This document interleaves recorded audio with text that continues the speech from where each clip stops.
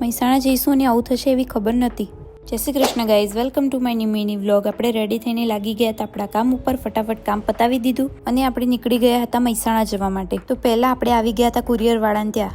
એક કામ કર્યું ત્યાં તો ભૂખ લાગી ગઈ તો આપણે ખાઈ લીધી સેવ ખમણી. भाई साहब कुछ ज्यादा नहीं हो गया, मतलब कुछ भी. પછી આપણે આવી ગયા હતા બેંકમાં. બેંક જોઈને એવું લાગતું હતું કે જાણે અંગ્રેજો વખતની હોય. वो अलग ही लेवल का बंदा था.